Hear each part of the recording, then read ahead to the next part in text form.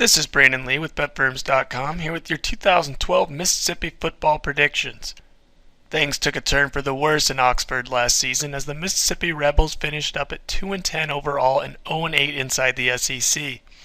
Fans were excited about the direction Houston Nutt was taking this team after back-to-back 9-4 campaigns in 2008 and 2009, but things went downhill in a hurry.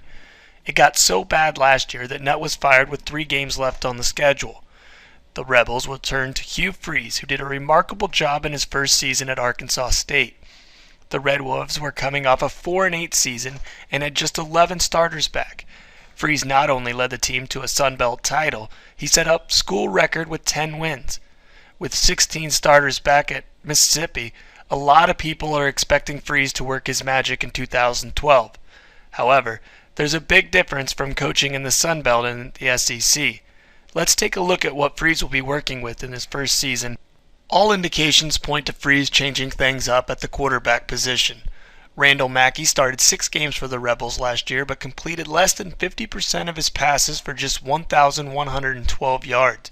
He isn't even in the mix for the starting job, as he is now listed as a wide receiver. From the looks of things in spring practice, junior college transfer Bo Wallace will take over the starting job this fall. Mississippi really struggled to get the running game going in 2011. After 3 straight seasons of averaging over 180 yards per game on the ground, the Rebels managed just 130 last season.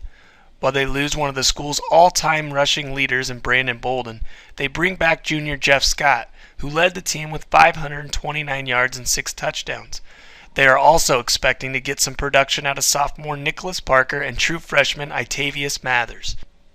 With the addition of Mackey to an already potent receiving corps, the Rebels are loaded with playmakers on the outside. Each of the top 4 wideouts are back from last season, led by sophomore Dante Moncrief, who had a team-best 31 catches for 454 yards and 4 touchdowns. The big concern for Ole Miss on the offensive side of the ball is the lack of experience up front on the offensive line.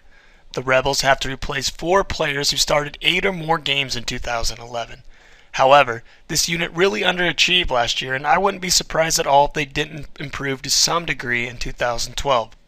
Now looking at the defense, the Rebels have really struggled to stop their opponents from putting up big numbers.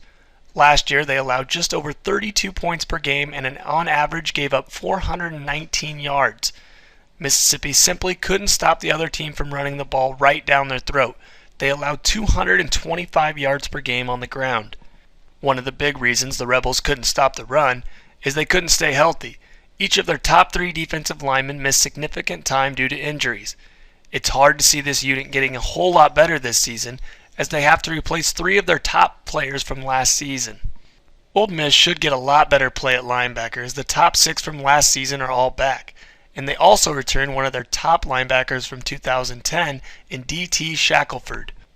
The secondary will have to replace starting corner Marcus Temple and free safety Damian Jackson, but return one of the top safeties in the SEC in Charles Sawyer. One thing to keep in mind, both Temple and Jackson failed to finish the season, allowing a couple of freshmen to get some valuable experience, as they each started the final 4 games of the regular season. Now for my SEC prediction.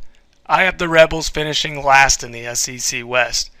Mississippi isn't going to be a pushover like they were in 2011, but I still think they are destined for another losing season. The SEC West is absolutely loaded with top-level teams, and I just can't see the Rebels making serious ground in the first season under a new head coach. With that said, I think Mississippi could win as many as 4 or 5 games in 2012 with at least one upset over a team they aren't supposed to beat.